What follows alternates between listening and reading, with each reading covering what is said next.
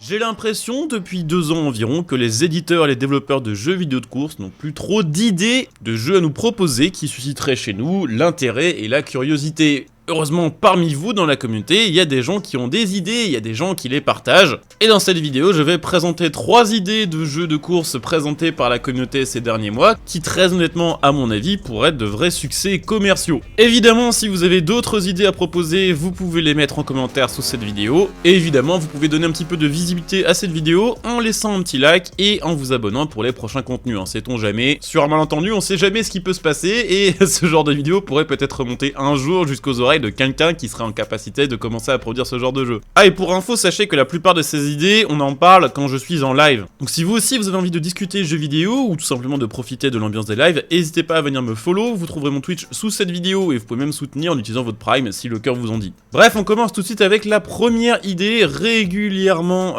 proposée par la communauté, et c'est vrai que je trouve ça incroyable qu'en 2023 ça n'existe toujours pas. À l'heure actuelle, il n'y a toujours pas de jeu de course open world centré sur la moto. Alors là, certains vous répondre oui, mais sur The Crew 2 ou sur Test Drive, on peut utiliser des motos dans un open world, ou même sur The Crew Motorfest sorti plus récemment. C'est vrai, sauf que ces jeux de base ne sont absolument pas centrés sur la moto, et ça se voit très bien au niveau de la physique. Il suffit de comparer la conduite de ces motos à la conduite d'un jeu comme Ride par exemple, ou même d'un MotoGP, pour se rendre compte qu'il y a un monde entier qui les sépare. La conduite moto d'un The Crew Motorfest ou d'un Test Drive n'est pas vraiment réaliste, et surtout sur ces jeux-là, il manque quelque chose quand même d'assez typique que l'on peut retrouver sur les jeux de moto, c'est la fameuse sensation de vitesse. Si vous avez eu l'occasion par exemple de jouer au dernier jeu de la licence TT Isle of Man, qui est dans un espèce de semi-open world, la sensation de vitesse à 150 km/h en moto, elle est excellente. Comparée à la plupart des jeux de course de voiture, ou même à 300 km/h, on a un peu l'impression d'être à 180. Mais aussi sur ces jeux-là, ce qu'il manque quand même, c'est la variété des motos. Effectivement, on nous propose régulièrement des grosses sportives, ou des fois quelques trails, mais si on regarde la liste de motos d'un Ride par exemple, il y a beaucoup de motos plus anciennes, des anciens machins de course, mais aussi des anciennes routières, des petites cylindrées, des moyennes cylindrées, mais aussi des motos un peu concept qu'on ne retrouve qu'à très peu d'exemplaires dans le monde. Et toutes ces motos-là arrivent en général avec leurs propres modifications, leur propre customisation, mais également des systèmes d'amélioration qui sont pensés pour être raccord avec la mécanique d'une moto, contrairement à un Test Drive ou un The Crew où on a la même liste d'améliorations que sur une voiture. Personnellement, de base, c'est vrai que je suis pas forcément un énorme fan de moto, je préfère vraiment le côté automobile des sports méca, mais j'avoue que je jouerais avec plaisir à l'équivalent d'un Forza Horizon qui serait centré sur les motos. Explorer une map de 80 km² à moto, slalomer dans le trafic, mais aussi se balader de manière un peu plus tranquille ou enchaîner quelques courses dans l'open world via des défis instantanés et tout en ayant le choix entre plusieurs centaines de motos avec leur customisation,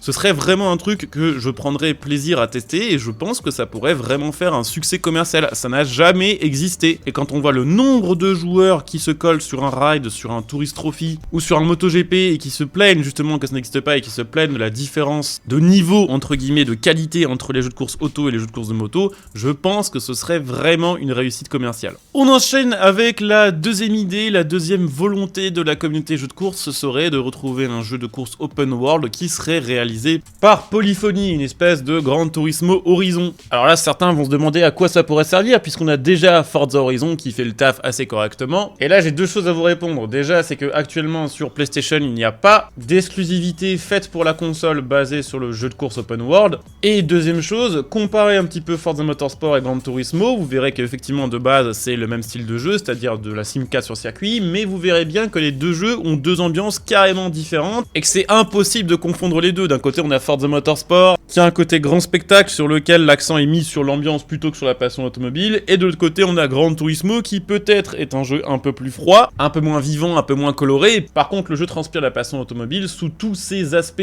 que ce soit via la conduite, que ce soit via le système d'amélioration et de customisation de voitures, que ce soit même par la car list en elle-même, qui présente peut-être moins de voitures qu'un Forza, mais qui propose des voitures bien plus variées, avec des concept cars, des modèles ultra exotiques que l'on voit quasiment que sur Gran Turismo, mais aussi, assez paradoxalement, des voitures très classiques qu'on croise sur nos jours, des shitbox. Eh bien, je pense que beaucoup de gens apprécieraient retrouver cette mentalité sur un Forza Horizon, un jeu peut-être un peu moins grand spectacle, un peu moins basé sur l'ambiance très colorée et très fun d'un festival, mais plus sur la passion automobile, dans un open world, qui nous permettrait de nous retrouver en multijoueur, qui nous permettrait de profiter d'une map et d'une histoire inventée par Polyphony, tout en profitant de ce côté passion automobile, de ses améliorations, de ses customisations et de cette car list, et surtout présentant plus de challenges qu'un Forza Horizon. Il est vrai que Forza Horizon, c'est quand même un jeu qui est extrêmement facile à prendre en main, voire même parfois un peu trop facile, et il est facile d'imaginer le concept de story de Forza Horizon repris sur Gran Turismo avec des challenges à la Gran Turismo, avec des vraies difficultés de mission, comme ce qu'on peut retrouver en mode mission justement sur Gran Turismo 7 ou dans les modes permis. La bonne nouvelle avec cette idée, c'est que c'est possible que ça arrive un jour. Rappelez-vous, il y a quelques années, on en avait parlé la dernière fois en 2021, il y avait des rumeurs comme quoi Polyphony préparait justement une alternative à Forza Horizon, en voyant un petit peu les succès commerciaux de Forza Horizon 4 et Horizon 5. On peut se dire que cette idée n'a pas trop quitté leur esprit. Après, on sait bien que chez Polyphony, des fois ils mettent 8 ans à sortir un jeu, et on sait bien qu'en plus de cette idée, potentiellement en développement,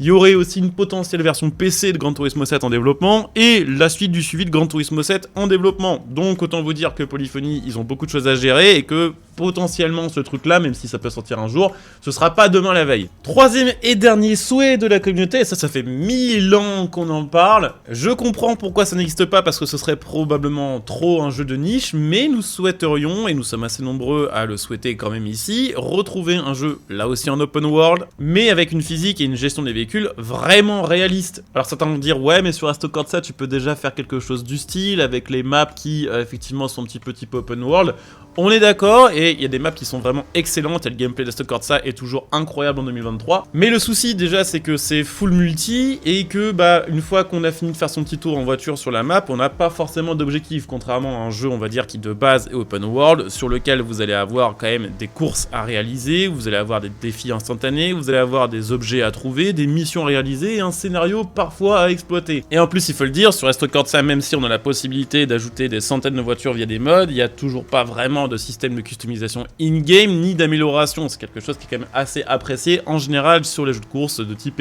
open world. Personnellement, c'est vrai que je kifferais vraiment retrouver au final l'ambiance d'un Forza Horizon, les possibilités de gameplay, mais avec une physique vraiment réaliste qui m'inciterait vraiment à jouer au volant, et qui inciterait vraiment les joueurs à progresser en termes de pilotage, à freiner assez tôt, à plonger au bon moment, et à vraiment expérimenter des trucs avec leur voiture pour devenir les plus rapides possible. Mais tout ça dans le cadre d'un open world. Le truc, c'est que ça a assez peu de chances d'arriver, parce que c'est vraiment, on va dire, un mélange des deux mondes qui sont les plus opposés. En général, ceux qui jouent à des jeux de course open world cherchent justement le côté arcade, le côté facile de prise en main, le côté jouable à la manette sans trop prise de tête. Et de l'autre côté, ceux qui jouent à des jeux vraiment réalistes, en général, vont avoir tendance à préférer les jeux sur circuit pour le côté tryhard, le côté un petit peu répétition. On apprend le circuit par cœur pour avoir vraiment les trajectoires parfaites et obtenir les meilleurs chronos possibles. Mais bon, l'espoir fait vivre, et honnêtement, je pense que on n'aurait pas forcément besoin d'avoir 100 km² de map, on n'a pas forcément besoin d'avoir 500 voitures pour s'amuser sur ce style de jeu. Mais voilà, les goûts et les couleurs, chacun jugera. En tout cas, le moins que l'on puisse dire, c'est que la communauté est quand même assez créative, et que la communauté a au taquet d'idées. Alors je ne sais pas si, honnêtement, il s'agit d'un manque d'idées du côté des développeurs et des éditeurs, je pense pas. Je pense que c'est simplement que la plupart des AAA maintenant suivent une recette qui a été établie il y a des années sans trop en sortir,